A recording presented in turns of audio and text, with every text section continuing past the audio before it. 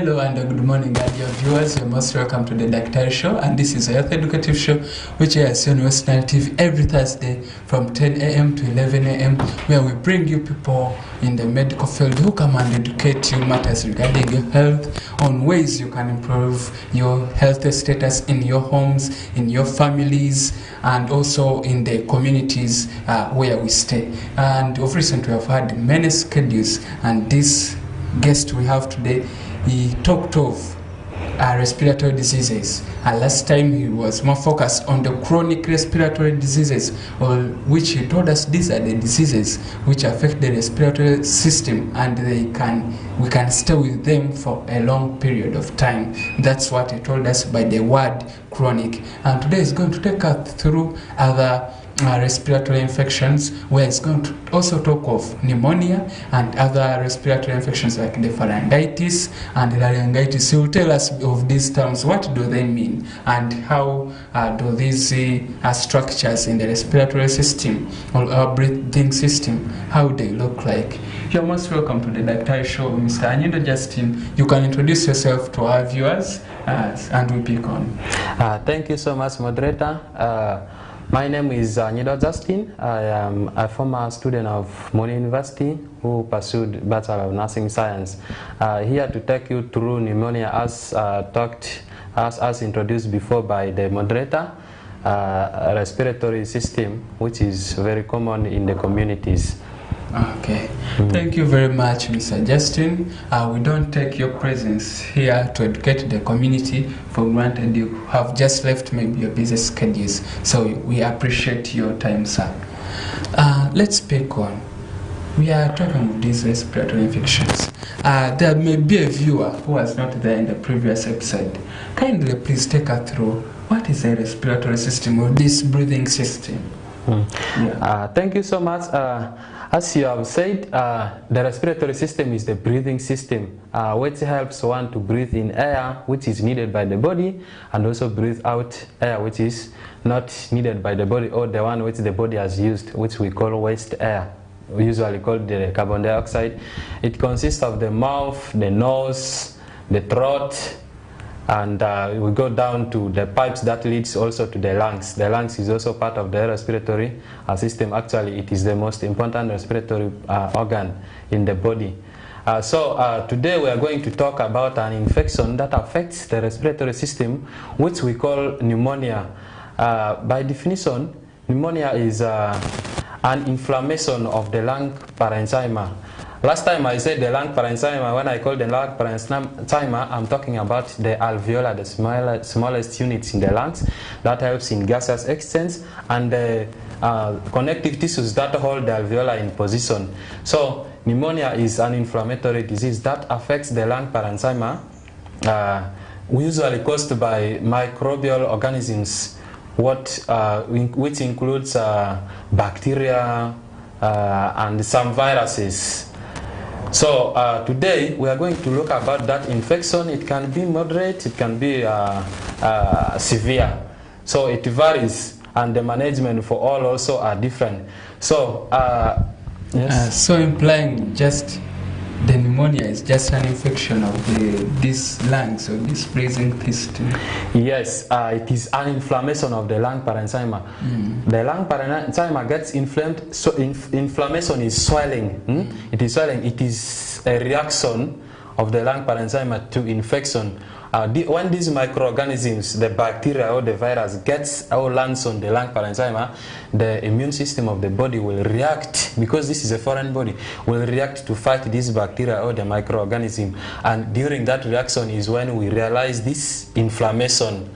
And it affects the process of breathing, because during this inflammation, the body's fighting cells, the neutrophils, they all come around in the air spaces of the parenchyma of the lungs and fill up that places.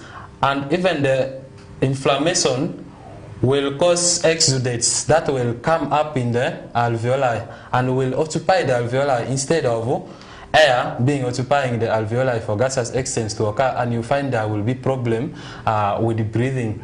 You will also find that in the bronchioles, the pipes, the small pipes, the inflammation can lead to more production of mucus. As we said before during the COPDs, when we discussed here about COPDs, it will lead to more production of the mucus, which will lead to cough, those things, yeah.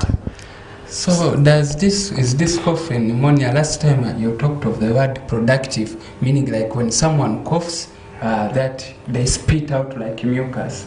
So is the cough in pneumonia productive? Does it like present also with mucus when someone coughs, or for it's dry? It is not fixed. I mean, it differs. It varies. Yeah, it can be productive or not productive. Yeah, depending on the pathology, the problem it has caused in the respiratory system. Yeah, someone can have the cough because of the irritation. The irritation the organism has caused. The microorganism has caused in the respiratory system. When you have that irritation, by reflex, you will cough. You are trying to clear up, okay? You are trying to clear up. Actually, normally, even without infection, if you are, the respiratory system has some ciliary cells which beat and try to bring up mucus. That is normally, actually, under normal circumstances, we have mucus in the pipes, which traps microorganisms. And the cilia on the pipes help to bring that mucus up, and you cough it. Under normal circumstances, you cough to clear that dirt. Either someone spits out, or some people like to swallow it. Still, even if you swallow, some people, mostly, you will not get that infection because the stomach is very acidic and it will kill those germs. Okay. So, you may cough due to irritation when there is no much mucus. But sometimes you may cough when there is mucus and you produce it. So it can be productive or not productive. It is not fixed. Yes. And you find this pneumonia is acquired in different ways, and that makes us to talk about the classifications. Okay. Yes, there are. Yeah, actually, that's what I wanted to ask. Does it have types, like different types of classes? Yeah, it has classes. The classification is according to how you got your pneumonia. Yes, how you got your pneumonia. Okay. Yes, one of which is community-acquired pneumonia. Community-acquired pneumonia. So when you say community-acquired, does it mean like a patient or a viewer would have acquired it from the community? Yes, exactly. Okay. You would have acquired your pneumonia from the community. Yeah, community-acquired pneumonia, it occurs within 48 hours or 2 days after discharge from hospital, or when someone is just in the community and they have not been admitted. Yes, they get these microorganisms. Maybe someone is smoking, you inhale those, or you get it from someone who has the organism already and has been coughing around you. There are some of the microorganisms, there are very many that can cause pneumonia. There are some of them you can get them through someone's droplets of cough. Yes, from the community. Oh, also. Sorry to intervene in your presentation. It is okay. Like you have said, there are droplets. Like also it spreads because of recently I've had COVID. Also it spreads like this COVID virus. Actually, coronavirus is one of the viral pathogens that can cause pneumonia. Okay. Yes, it is also one of them. Yeah, exactly like that. You cough, you release the pathogen someone nearby you. That is community. When you are in the community-acquired pneumonia, you acquire it from the community or within 48 hours from discharge from the hospital. There we call it community-acquired pneumonia. Then the other class is hospital-acquired pneumonia. Okay, so we call it nosocomial pneumonia. Oh, nosocomial or hospital-acquired. Yes. Okay. There, the patient came in without pneumonia. Yeah, they were admitted without pneumonia, and there were no evidence of any respiratory infection at admission. Then they start developing this symptom after 48 hours or 2 days of admission. You stay in the hospital at least for 2 days and you start developing the signs and symptoms of pneumonia. Yeah. It's So like, for example, a child is admitted with malaria in the hospital. They have no any respiratory infection, and they get now the respiratory infection from the hospital. Then you call it hospital acquired. Could it be because of the surrounding patients who could be having this pneumonia? That one is one of them. Yeah. This is very common. Even in our regional referral hospital here, I've witnessed a child comes in with malaria, but when they are going back, the last disease which has been treated is pneumonia. It is very common. Yeah, it could be one of the ways is you maybe get it from the other patients. A health worker can be transferring the pathogens from one patient to another when they don't observe the prevention and control standards of practice. Also, you can also get it, there are those patients who really come in a very bad condition. I mean, they are not active, they may not be able to eat, and sometimes we use the tube for feeding them, this is the NG tube. When it overstays, those prosthetics, NG tube, or use of the endotracheal intubations, when we use them, of course, it may stay longer, and the bacteria, because it is not cared for well, the bacteria or the microorganism might be growing on it, and with the time, these organisms will go down into the respiratory system and cause this pneumonia signs and symptoms. We call it hospital-acquired pneumonia when the symptoms appear in after 2 days of stay in the hospital. Okay. Yes. Which you said 48 hours, yes. Okay. Yes. The other is pneumonia in the immunocompromised people. By immunocompromised, I'm talking about the people whose immunity are weak. Yeah, naturally, the body has immunity which is really strong enough to try on its own to fight sicknesses. Actually, you never know, even you or even me got an attack yesterday, but you have not seen the symptoms and the attack has gone because your immunity is strong enough. Yeah. So someone who is immunocompromised is unable to fight against any of those attacks. Even if it is mild, they develop the symptoms. A viewer outside there may not understand by the word immunity. Maybe to break it down, like this is the defense system. Yeah, yes, of the body. Yeah, it's the defense system of the body. Yeah. Okay. Yeah, yes, that's like that. So those who are immunocompromised, for example, those having debilitating conditions, let's talk about those who have HIV, AIDS, those who have heart conditions, those who are on drugs like corticosteroids, those who are on immunosuppressant drugs. You find their immunity is lowered. So when they get this pathogen, even if they get a very small amount in the body, it will grow very fast because there is no immunity to start fighting. I mean, there might be immunity but not sufficient enough to start fighting it immediately and stop the symptoms from developing. To ask you, talked also about corticosteroids, like their drugs. The viewer may not know what certain drugs they are. Why is it taking corticosteroids? How does it predispose the person to get pneumonia?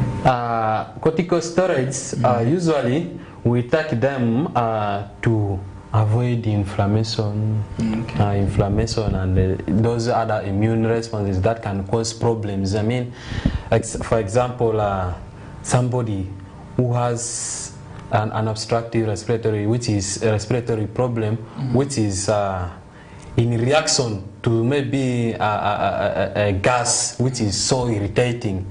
Yeah. So when we give this, of course we are going to prevent inflammation. By preventing inflammation, we are also telling the immune system, don't react. Yes, we are telling the immune system, don't react. Because that inflammation is the immune system reacting to fight against infection. So we give them such a person corticosteroid, we are telling the immune system, don't react or fight. Yeah, so when the patient takes these corticosteroids, like they will suppress the immunity, the defense system of the body. Yes. So when these pathogens, the bacteria and the microorganisms, when this person maybe inhales them or breathes them in, they can easily get the infection because the body will not fight against. Yes, the body will not fight against it because we have ordered the body, the defense system. Take it easy, don't fight. So the person, the microorganisms will grow and they will bring about this infection in this person. Yes. Also, you find that this person, the normal coughing and swallowing of this sometimes such a person, when we give them the corticosteroids or the opioids, which will disturb the immune system. That means we may not have a normal functioning of the throat, which I said will be beating and bringing the mucus, which has trapped dirt and some microorganisms out for you to cough and spit out or swallow. It will go down. The mucus will, of course, they will accumulate, go down. By the time they reach the lungs, there they will now interact with the parenchyma and cause that inflammation, and we see pneumonia. Yeah, that is about immunocompromised patients. Okay. So there are those 3 classifications, or the other classes? There is one more classification, what we call aspiration pneumonia. Aspiration pneumonia. This is where the patient aspirates. By aspiration, I mean inhalation of something which is not air. So it can be like fluids, some food particles, some food particles, those ones. So someone will aspirate those microorganisms, maybe with food or what. It is usually common in also patients who have immunosuppression, or those patients who are really sickly, that they are unable to take care of themselves very well.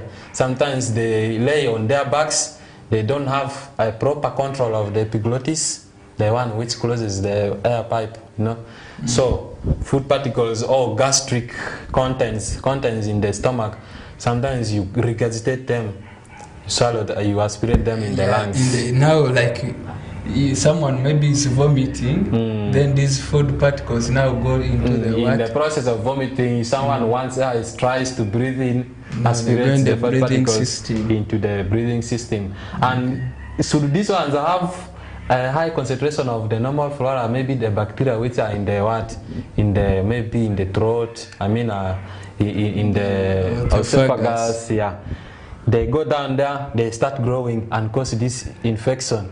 Someone who is lying supine, on their back, a very sick person lying on their back will not be able to also control the fluids which are in their mouth. They can aspirate them. Yes. Okay. So that is about the aspiration pneumonia. Yeah, it is very common also in very sickly and bedridden patients. All right. Thank you very much, Mr. Justin. Hope our dear viewers, you are getting to note on the various classification of this pneumonia. He has given us mainly 4 classes where he talked of, because he said it's classified according to the cause. So he said that there are those according to where you get it from. According from where you get it from. How you get it. How you get it. It could be from the hospital, it could be from the community, it could be by aspiration when you are taking food particles, and then the other one is when you are immunocompromised. When your body defense system is weak or low.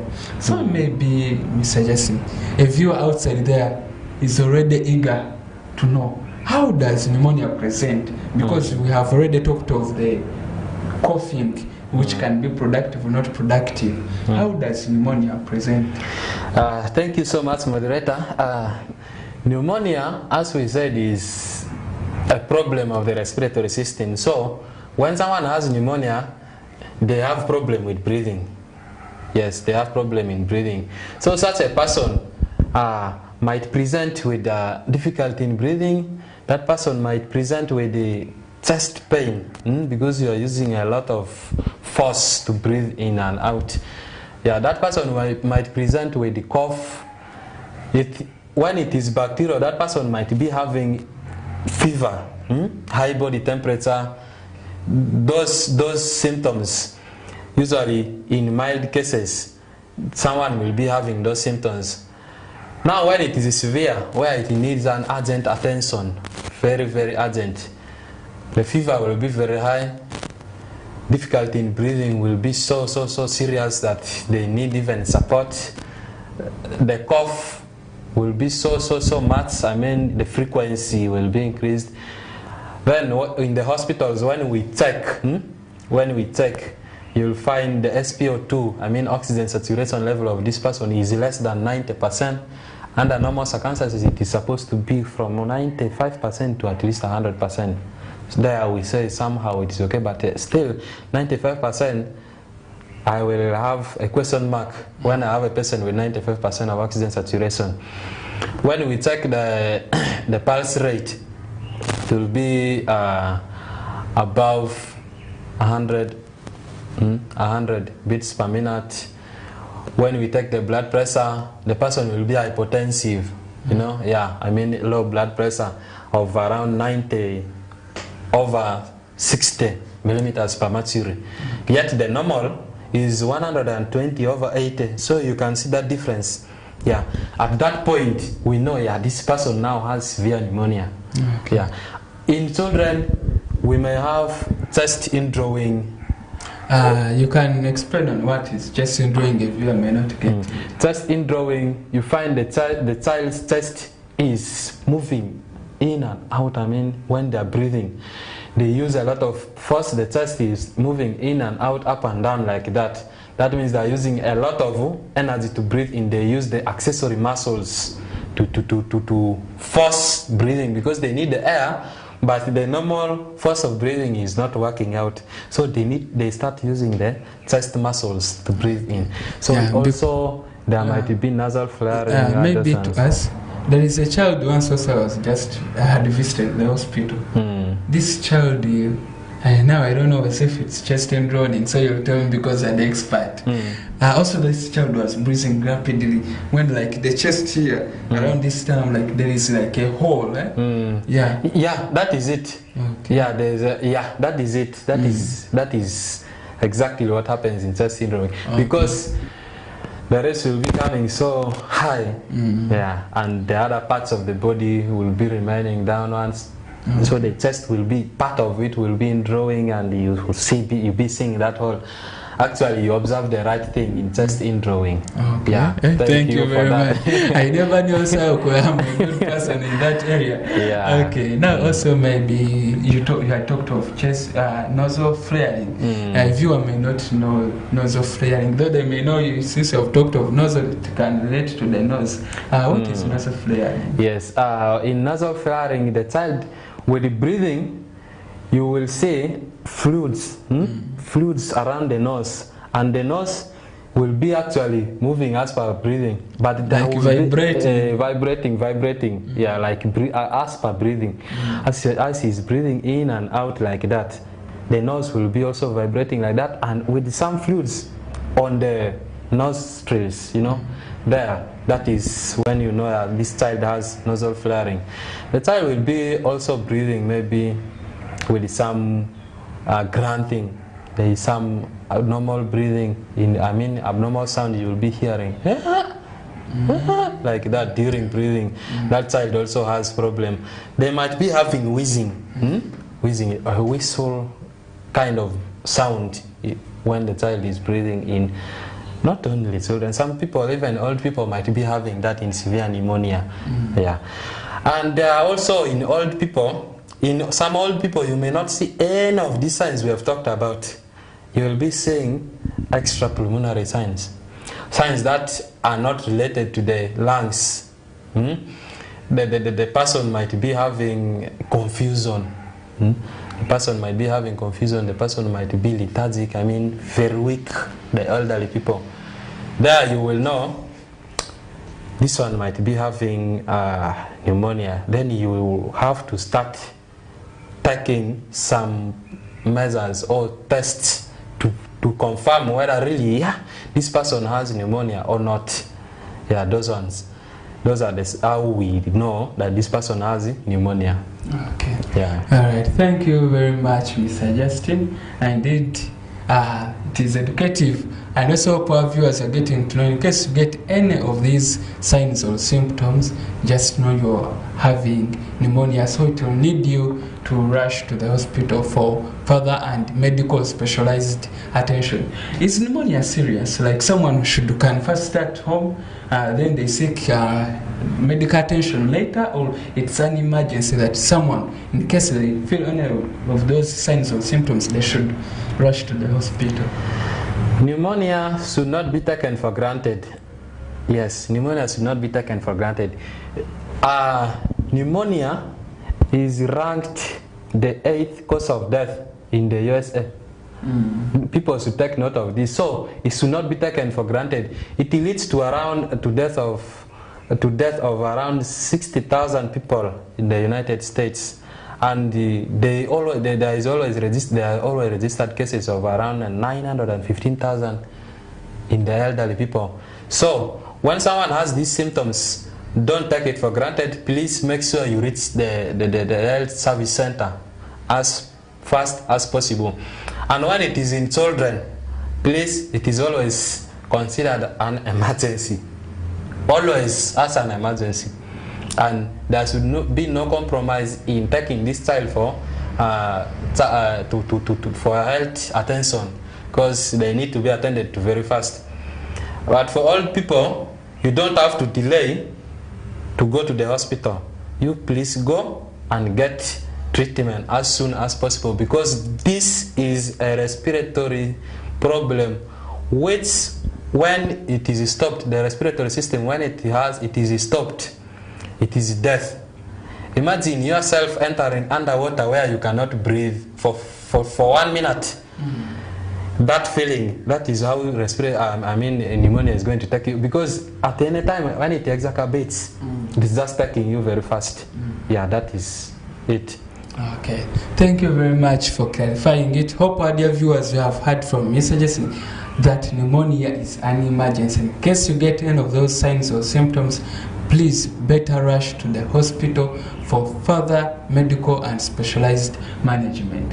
Yes. And I think let's first break off for a short commercial break, and we shall be back in the next segment where Mr. Justin will take us through what they always based on to diagnose. How do they diagnose or confirm in the hospital that you have pneumonia? And also take us through the home management, hospital management, the complications in case you don't adhere to the medications, and the prevention on how this pneumonia can be prevented. Thank you very much. Let's get back, our dear viewers.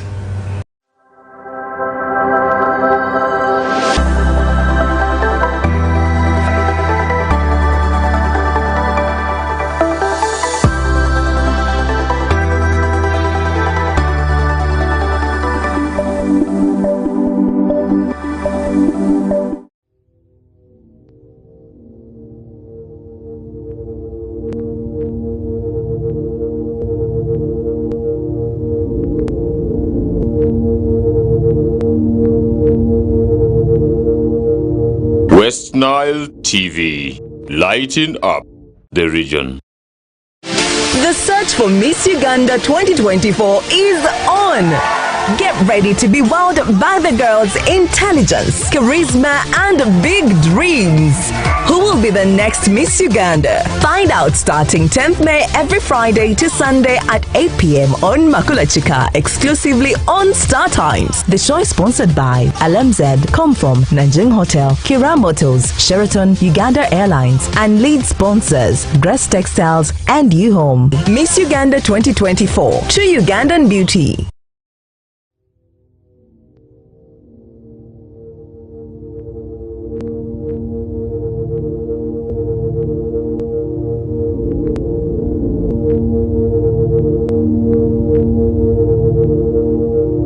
West Nile TV, lighting up the region.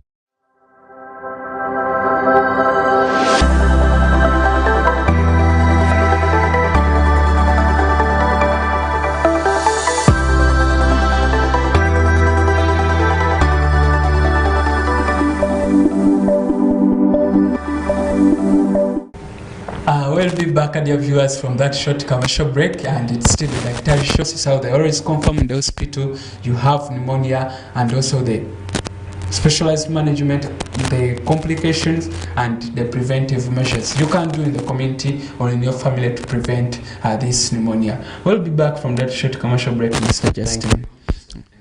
All right, thank you. Thank you so much. As he has said, you might feel these signs and symptoms of pneumonia, and you may not access hospital as fast as possible. Yeah, these are the following things you can be doing as you think of accessing medical care. One of which is promoting airway patency. Because in pneumonia, when it is with productive cough, the person might be having a lot of mucus secreted in the airways, and it might be blocking it. And these people with pneumonia, usually they don't even have appetite.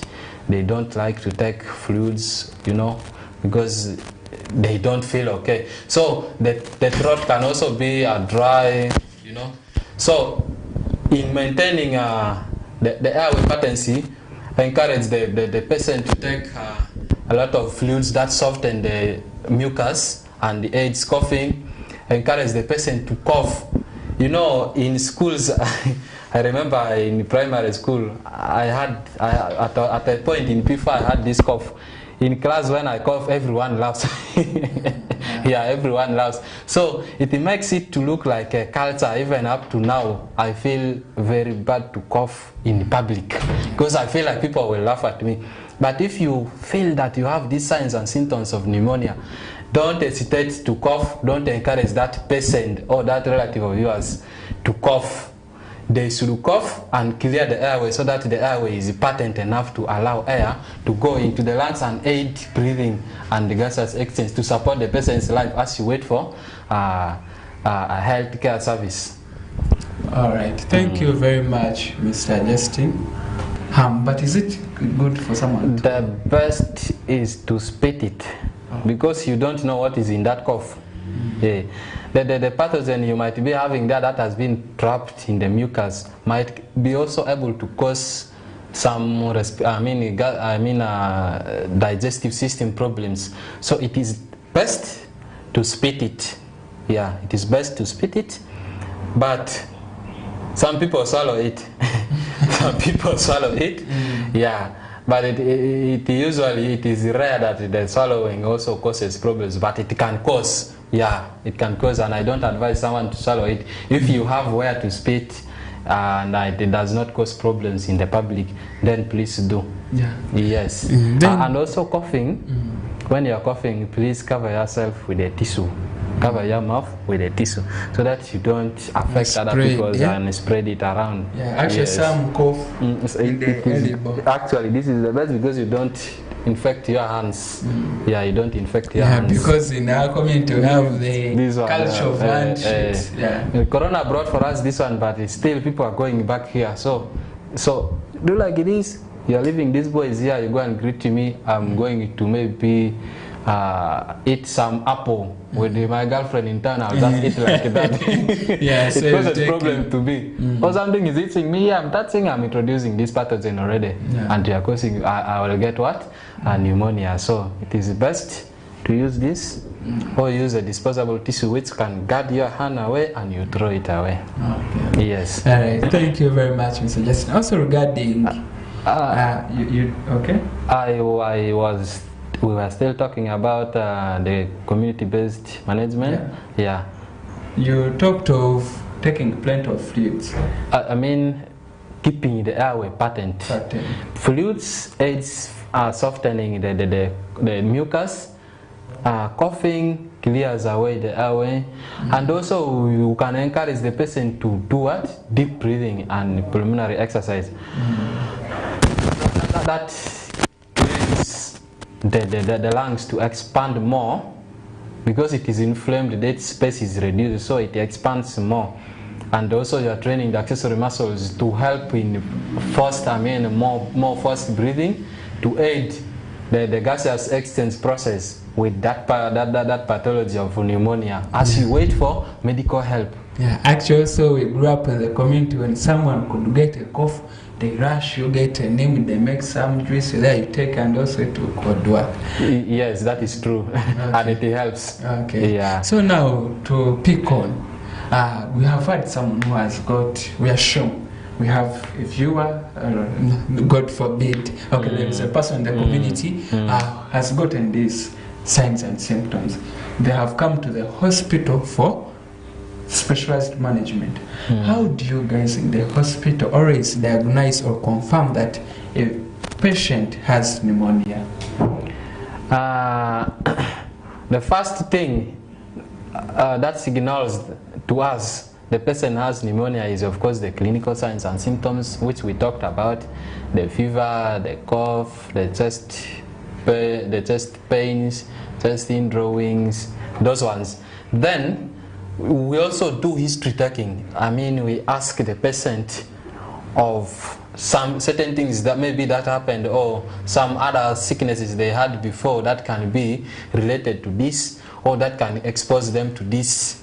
Yeah, if they are immunocompromised, or if they have those debilitating sicknesses, chronic illnesses like COPD, which can also predispose them to this, we ask them. And after now getting that history and the clinical signs and symptoms, someone will become sure this person might be having pneumonia, but you cannot be so sure that you need some investigations. Yeah, so we dive into investigations. What we do during investigation, we do chest x-ray. Chest x-ray will help us to identify things like some complications like pneumothorax, fluid in the thorax, yeah, those ones. It helps us to identify those ones and know, yeah, this person has pneumonia because of these reasons. We also can do a sputum test. Yeah, actually, also I wanted to ask you, you normally see people there, you tell them you spit in a container, they bring for you. Yes, yeah. Sputum test.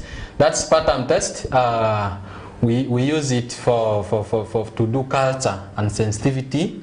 There's also Zell-Nelson test.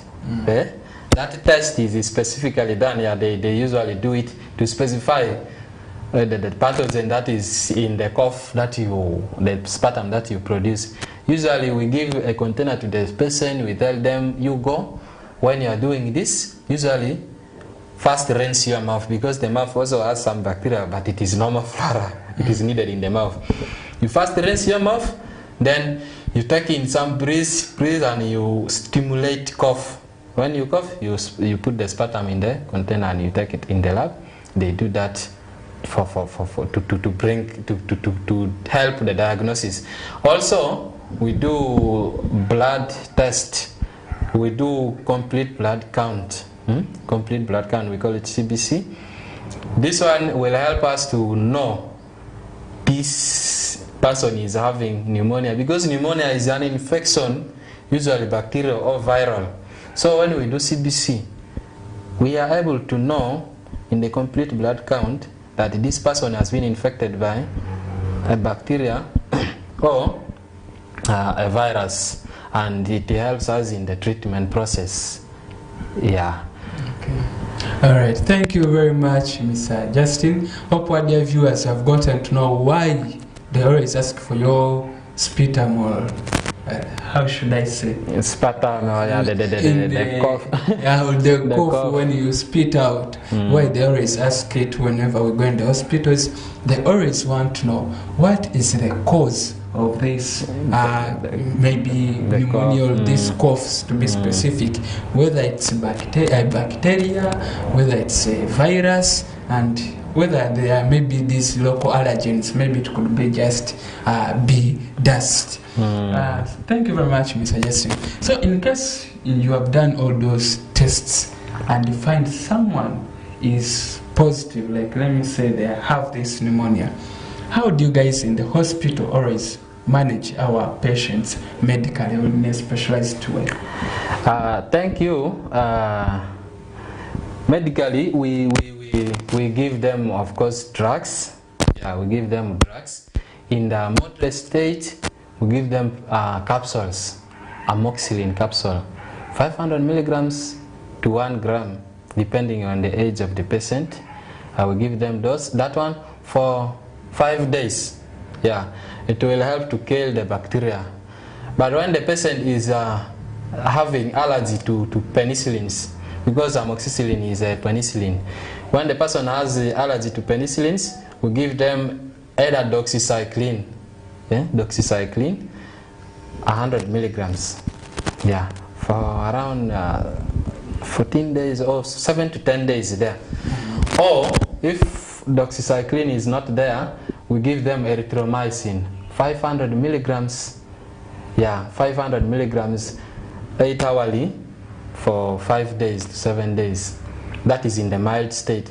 Now, if the patient is having the severe state where we said pulse rate is more than 100, blood pressure is very low, those ones, the breathing rate is too fast, more than 24 breaths per minute, those ones, that is now severe. At that stage, we give them benzyl penicillin, IV or IM. These drugs, are they fighting against virus?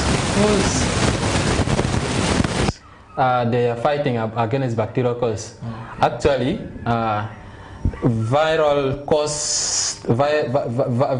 pneumonias are usually managed. I mean, the management is supportive. Okay. Yeah, it usually wears out on its own. We just give supportive care like that. Because also during this COVID time, actually, you could see they're like, you just take plenty of fluids, it will heal itself. So meaning these viral infections, like they can self-heal or resolve. Usually, yeah, there is no specific treatment or drug for the viral pneumonias or viral respiratory tract infections. We just manage that because it is actually very common in the immunocompromised. So we just give them supportive care and the sickness wears off. So these medicines I'm mentioning here right now are for bacterial pneumonia, the ones which are caused by bacterial organisms. Benzyl penicillin, 2 mega units, IV or IM. And in children, we give them 50 milligrams, 50,000 international units per kilogram per dose. Or we give them I'm forgetting. Okay. We give them benzyl penicillin, and then if the person has failed to register changes or improvement within 48 hours or 2 days, then we proceed to what? Cephalosporins, where we give ceftriaxone 1 gram to 2 grams once in a day for 5 days to treat this problem in the patient. That is in severe cases. Now, if there is no other option, we sometimes give them chloramphenicol, but that is when you don't have any other choices. More of the guidelines, it is in the clinical guidelines. But yeah, that is it. And when you get it, you will get more guides. I mean, the physician who will manage you will give you the drugs according to the course and the age you have of the person, I mean. Okay. All right. Thank you very much in suggesting. You have taken us through how you guys always manage. It is complicated. Yeah, but hopefully also our viewers have picked something mainly. If the cause is bacterial, you treat it with antibiotics. If the cause is a virus, you just give supportive management. Care. It can heal on itself. Okay. The supportive care, we can be managing the fever, the lethargy, encouraging the patient to rest and conserve energy. We can also encourage them to take a lot of fluids, because someone who has pneumonia will be breathing so fast and losing a lot of fluid during breathing. They are usually dehydrated. That's why we see low blood pressure. So we encourage them to give to drink a lot of fluids. Also, there might be nutrition depletion, nutritional depletion. I mean, the person is not eating well, they have lost appetite, they are always coughing. At this state, they need to really have a lot of nutritional supplements. Someone at this stage might not want to eat real food or what. It is okay. Give them fluids that have that have those what?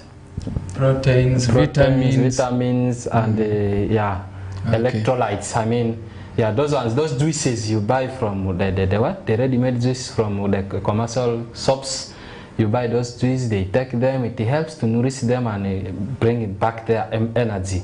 Okay. Yes. All right. You can also encourage them, of course, clear their airways, cough. Spit it away. Encourage them to do the breathing exercise to improve their breathing, the first breathing, to aid on their living and life support until the symptoms wear off. It doesn't take long for the viral symptoms to go off. 2 days, 3 days. All right. Thank you very much, Mr. Justin. So to add on, in case a viewer got those signs and symptoms, and they remained reluctant at home, they didn't come to the hospital for specialized management, which complications can someone develop in case they remain reluctant on this pneumonia? Thank you so much. Pneumonia is a very bad sickness. I am telling you people, it affects the respiratory system, which is a very vital system in the body. So when you don't really take action very fast, you may develop symptoms. It can even kill. I said it leads to around 60,000 deaths in the USA. So the complications include respiratory failure. The respiratory system might fail, and that one breathing system fails. It fails. I think it's also like an engine. If it fails, death of gas. Yes, respiratory failure. You might have atelectasis, where the lung parenchyma collapses, or they collapse. Yes, they collapse, and there is no space for gaseous exchange. Of course, someone might have heart failure. Right-sided heart failure is very common because during this time there is a very much difficulty in breathing. Even the capillary bed in the lung parenchyma is affected, so the circulation system in the lungs is affected, which can lead to right-sided lung failure signs and symptoms. So it can complicate in lung failure in the patient. Yeah, those are the few complications, but there are very many. It is not only limited to that. Yes, there are very many of the complications. All right. Thank you very much, Mr. Justin. Hope our dear viewers have gotten to note of these complications you may develop in case you poorly manage these respiratory infections, in case you are reluctant. They say, by the way, there is a quote, they say, ignorance is the leading cause of most deaths. You get the infection, you are not bothered to seek medical specialized attention. It will be ignorance which will take your life. So let's be active health seekers. Health seekers in the community, especially your viewers, because we are here because of you. So take your life as a precious jewel. In case you get any health complication, slightly to be mild in your respiratory breathing system, please seek medical specialized attention. So through PICON, how can the community members, we have seen how worrying this state is, or this disease is, how can they prevent these infections? Let's look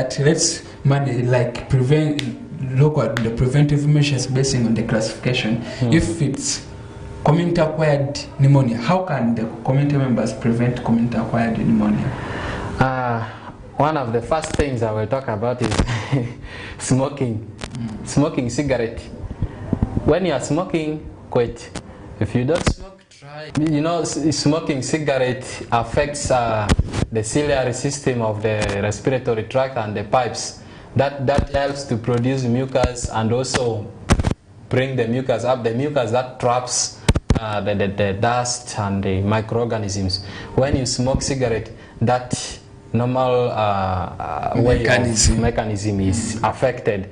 So you find the pathogens go straight and they cause the lungs. So they cause problems in the lungs. So please quit smoking or avoid smoking. By that you will be able to avoid this pneumonia in a very simple way. Two is the community members should take precaution to using clean supplies at home. Clean supplies at home, because you may find sometimes we ingest these things, these pathogens, when you don't observe hygiene and the environmental sanitation. I mean sanitation. Yeah, you don't observe that. So these bacterias, they become so easy for you to acquire from the supplies you use, the equipment you use at home. So you find it is very easy for you to do that. Also, when you are coughing, community members, please cover your mouth or wear a face mask in the public, because someone who has the pneumonia near you might not care about covering their mouth with a tissue or even the elbow, and you get this through the air very fast and you have pneumonia. But simply wearing a face mask of 1,000, you prevent something which might cost you a lot of money in treating. Yes, please, let's do that. Okay. Yeah. Now, talking about the hospital-acquired pneumonias, the first thing that should be done is the hospital people, the health workers. Yeah. We should really take serious the infection and prevention mechanism. I mean practices. So serious. You work on a patient, wash your hands very well before you go on the next patient. By that, you avoid transferring pathogen from one patient so in case to another. This patient had the pneumonia, you won't carry these microorganisms to the other patient. Yes, you find sometimes because the workload is much, someone does not want to, someone is on one glove, has been administering maybe ceftriaxone. They are very fast on the next person administering the same ceftriaxone, using the same, I mean another ceftriaxone or another treatment, using the same gloves, or examining the patient using the same glove. You're touching the patient's hand, touching the patient's body and their clothes. Slowly with time you find they have acquired that pathogen you have carried from one patient to another. Yet for you as a health worker, after working on them, you remove your gloves and throw away with those pathogens and you are clean. You are infecting patients. Two, the care should be taken when a person has these prosthetics, the intubations, the endotracheal intubations, the NG tubes. They should be taken care of very well, and it should not take more than a week. It should be changed because the microorganisms might be growing on it. Yeah, maybe to clarify for the viewers, the energy tube, they are the tubes they put through the nose for feeding these people who are unconscious. Yes, exactly. Thank you so much. Yeah, those ones should be taken care of very, very well, cleaned and be kept so clean always, so that the patient does not acquire these bacterial infections. Also, a precaution should be taken while treating patients with antimicrobial drugs. Broad spectrum drugs cause resistance to patients, cause resistance to these drugs. So someone who has acquired these bacterial or viral pathogens, the pathogens are resistant because this person has overused antibacterials.